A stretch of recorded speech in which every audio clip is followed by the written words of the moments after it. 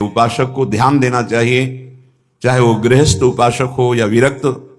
अहंकार का गलित हो जाना साधना का विशुद्ध फल है। जो जितना दैन्य उतना ही महान भक्त, जो जितना निरपेक्ष उतना ही महान बोध संपन्न ज्ञानी महात्मा। अगर ये दो महान आध्यात्मिक सद्गुण नहीं है तो उसका ज्ञान ज्ञान नहीं है और उसकी भक्ति अभी रंग नहीं लाई है। श्रीपाद प्रबोधानंद जी महाराज कह रहे हैं, वृंदारण्ये किमपि जनता दुष्प्रवेशम प्रदेशम गत्वा प्रोच्चैर्निज दैतयोर्नाम जल्पन्नुदश्रुः अत्यंतात्याम विकल विकलो दिव्य मूर्त्या कयापि श्रीश्वर्याज्ञा कर मृगदृशा वाक्य सुधा स्वाश्रितः श्याम। आप लोग जो वृंदावन में पधारे हैं, जो वृंदावन में आपको प्रवेश मिला है, ये केवल मेरी श्री जी की कृपा से मिला है नहीं। हमारा शास्त्र कहता है वृंदारण्ये किमपि जनता दुष्प्रवेशम प्रदेशम। ये प्रदेश वृंदावन धाम साधारण के लिए ये दुष्प्रवेश है। यहां कोई अपने बल से नहीं आ सकता, रुपया का बल, व्यवहार का बल, संबंध का बल नहीं। जिनको वृंदा विपिन है कृपा नहीं की होए। हरिवंश महाप्रभु कहते हैं श्री राधिका कृपा बिनु सबके मनन अगम। श्रीपाद कह रहे वृंदारण्ये किमपि जनता दुष्प्रवेशम प्रदेशम। यहां आप अपने भाग्य से नहीं आए हैं, अपने धन बल से नहीं आए हैं, अपने संकल्प बल से नहीं आए हैं। हमारी प्रियाजू ने आपको बुलाया है, सच्ची मानिए।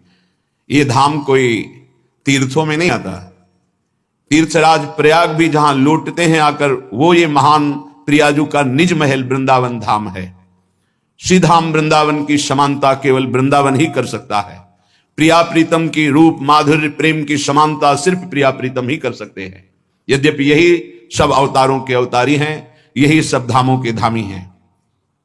श्रीपाद कह रहे हैं अहो धन्याति धन्य है वो जिसको वृंदावन में थोड़ा सा भी अपनापन हो गया। मेरो वृंदावन, जीवन वृंदावन, ये प्रेम प्राप्ति के लिए अत्यंत अनिवार्य है। श्री उद्धव जी महाराज परम ज्ञानी महात्मा हैं। श्री भगवान के नित्य समीप रहने वाले परम प्रिय सखा और मंत्री भी हैं। भगवान के प्रधान सलाहकार उद्धव जी हैं। देवगुरु बृहस्पति जी के बड़े प्रिय शिष्य और संपूर्ण बृहस्पति जी के द्वारा प्राप्त कलाओं और विद्याओं में, ज्ञान में निपुण हैं, लेकिन प्रेम से अपरिचित हैं। भगवान मथुरा में बैठे बैठे प्रेम का उपदेश कर सकते थे, लेकिन बिना प्रेम भूमि के केवल उपदेश मात्र से प्रेम का रंग नहीं चढ़ता है। इसीलिए श्री भगवान ने उद्धव जी को बहाने से भेजा, जाओ मेरे प्रिय प्रेम में तन्मय ब्रजवासी जन है, गोपी जन है, तुम परम ज्ञानी हो, उनको ज्ञान का उपदेश कर दो तो रोना बंद कर दें, और उनका रुदन बंद हो जाए तो मेरा रुदन बंद हो जाए, क्योंकि वो रोएंगे तो हमें भी रोना आएगा। ये यथामाम प्रपद्यन्ते तास तथैव भजाम्य हम। यदि कोई रो रो के मुझे भजता है तो मैं रो रो के उसको पुकारता हूं। यदि वो मेरे मिलने के लिए तड़पता है तो मैं उसके मिलने के लिए तड़पता हूं। ये यथामाम प्रपद्यन्ते तास तथैव भजाम्य हम। उद्धव जी इस प्रेम भूमि में प्रवेश किया तो संपूर्ण ज्ञान उनका धूल दूषित हो गया। प्रेम भूमि के बिना प्रेम का उपदेश रंग नहीं लाता है, इसीलिए यहां भेजा था। आप जो यहां आए हैं, मेरी लाडली जी की अपार कृपा है। मानो आपके अंतिम जीवन का निर्णय हो रहा है कि अब इस दुखद संसार में आपका यह अंतिम जन्म है।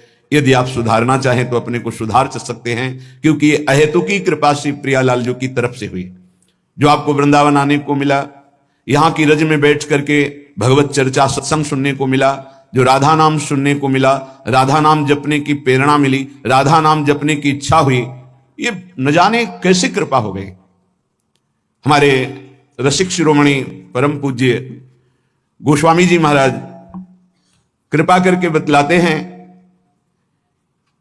कि ये जो राधा नाम, वृंदावन धाम, प्रिया प्रीतम की थोड़ी भी प्रियता, ये कई जन्मों से आप कहीं ना कहीं कोई ना कोई बड़ा साधन बन गया है आपसे। कह रहे हैं सुनो चितलाई रसिक रस रीति, दुर्लभ मानुष देह न है हरि साधु संग में प्रीति।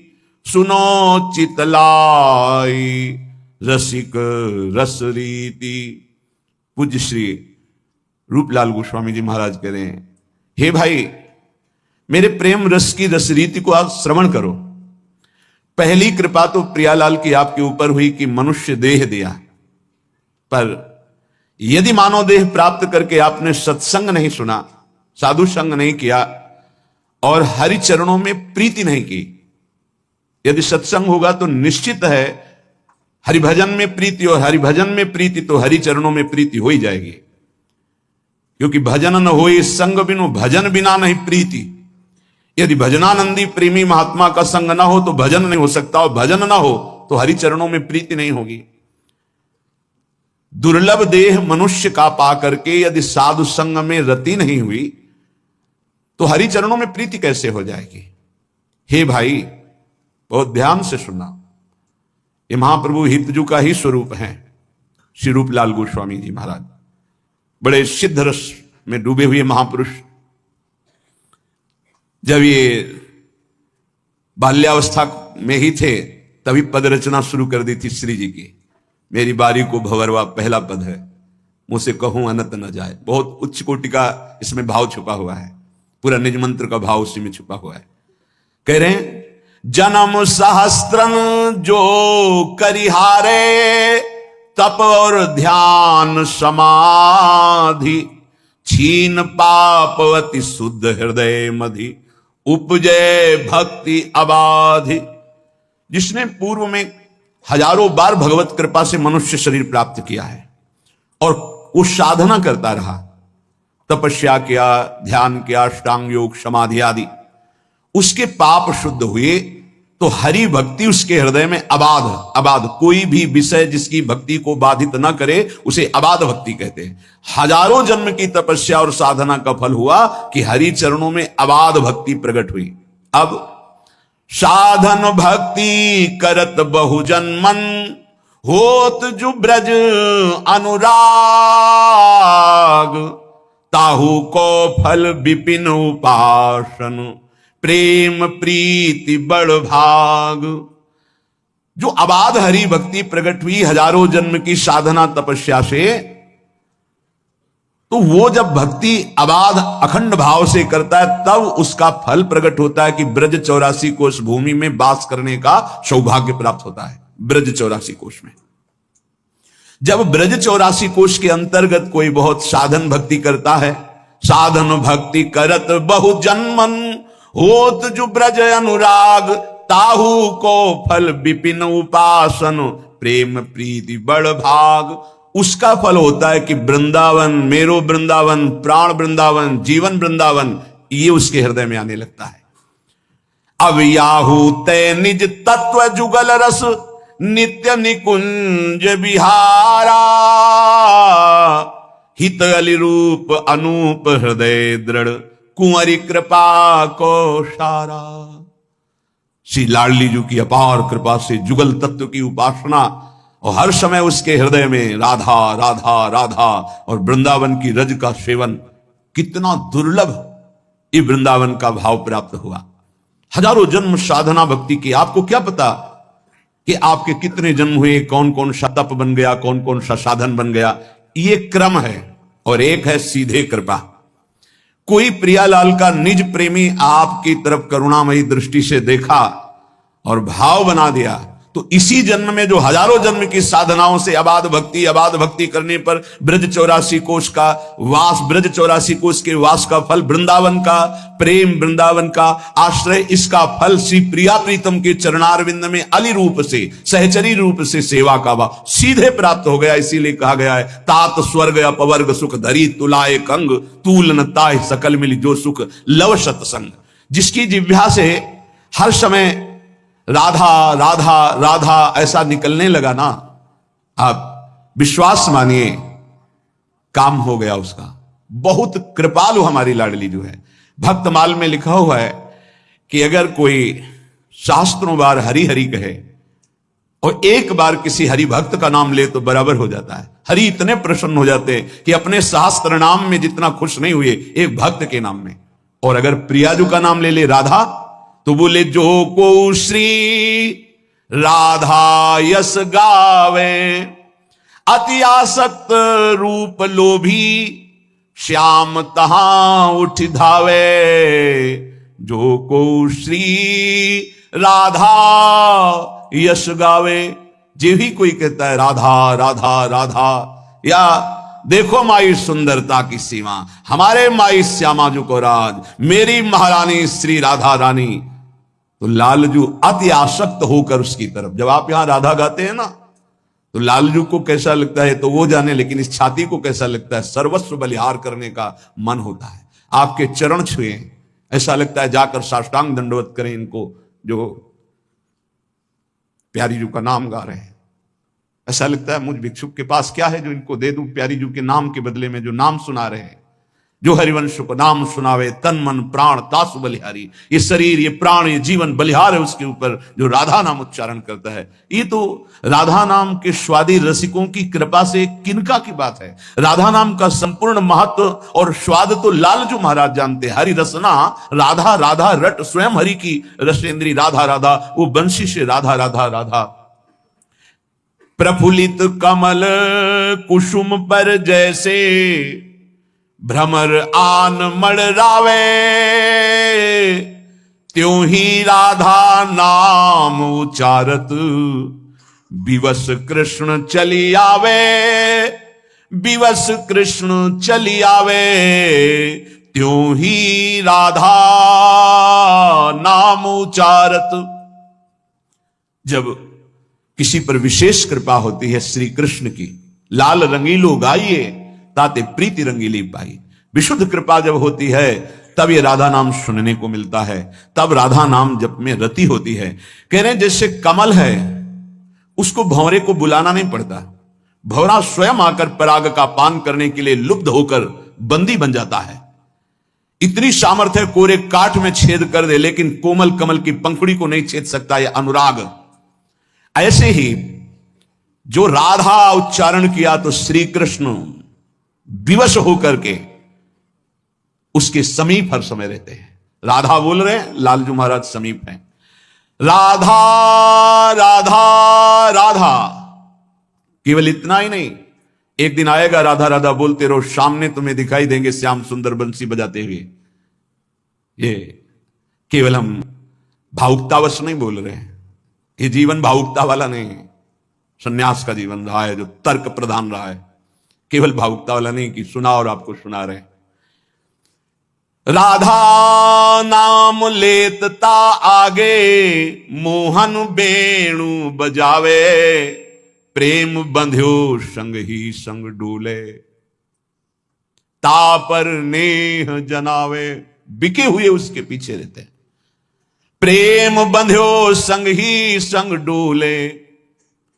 अम्बरीश जी को पता नहीं था कि मेरे पीछे भगवान ने सुदर्शन चक्र सुरक्षा में लगा दिया। जब दुर्वासा जी ने अपने तप बल का प्रयोग भक्त को धमकाने मिटाने के लिए प्रयोग किया तो सुदर्शन चक्र प्रकाशित हो गए। ऐसे जो राधा राधा बोलता है, सर्व सामर्थ्यशाली भगवान उसके पीछे डोलते हैं। प्रेम बंध्यो संग ही संग डोले, तापर नेह जनावे।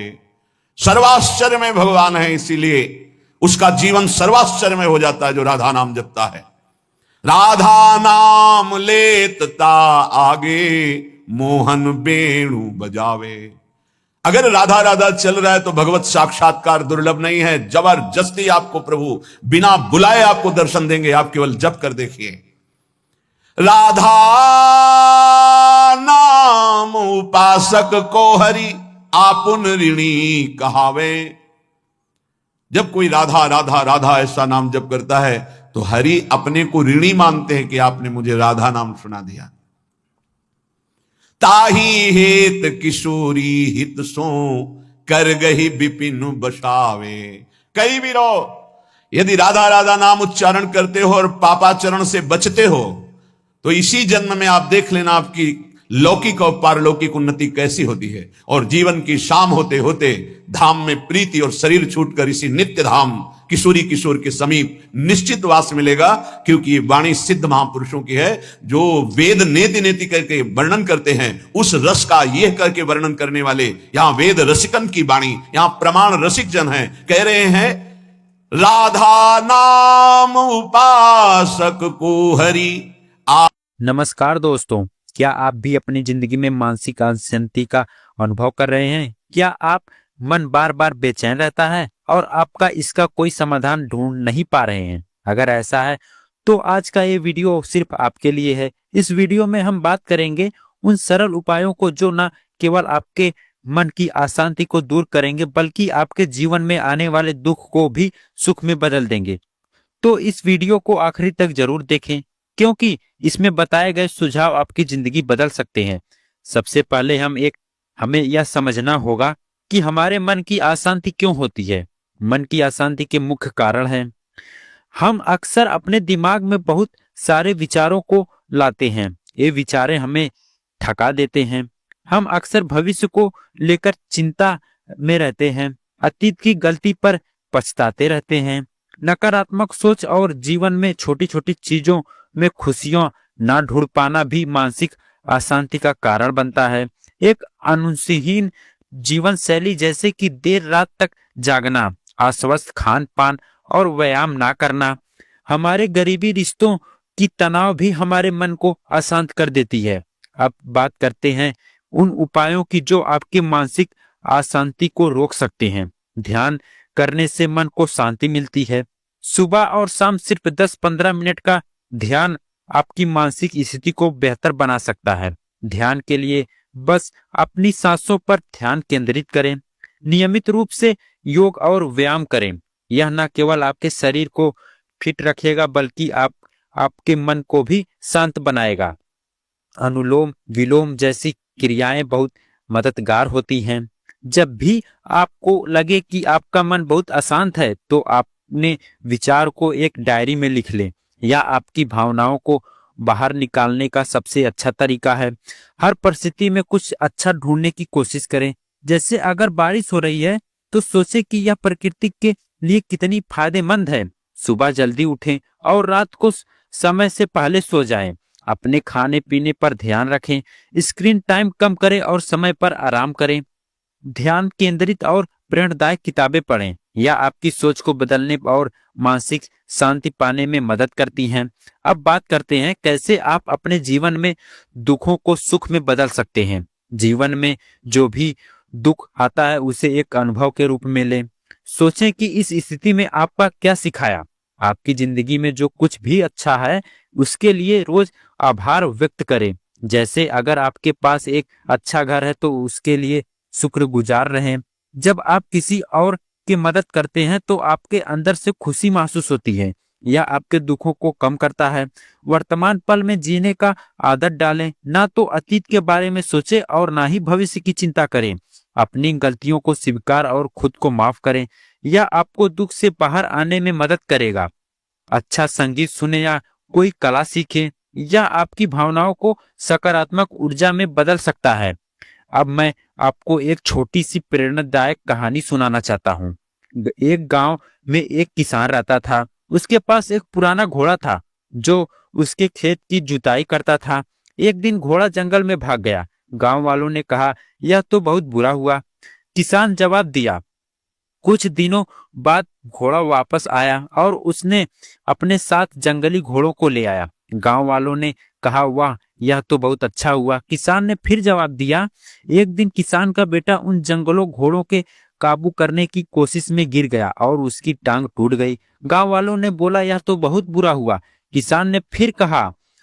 कुछ समय बाद उस देश में युद्ध छिड़ गया और सभी युवाओं को सेना में भर्ती होने का पड़ा, लेकिन किसान का बेटा जिसकी टांग टूटी थी सेना में नहीं गया। गांव वालों ने फिर बोले, यह तो बहुत अच्छा हुआ। किसान ने मुस्कुराते हुए कहा, शायद इससे हमें यह सीख मिलती है, हर स्थिति की अच्छा या बुरा मानने की बजाय इसे एक अनुभव के रूप में ले। समय के साथ आपके समझ में आ जाएगा, हर चीज के पीछे कोई ना कोई कारण होता है।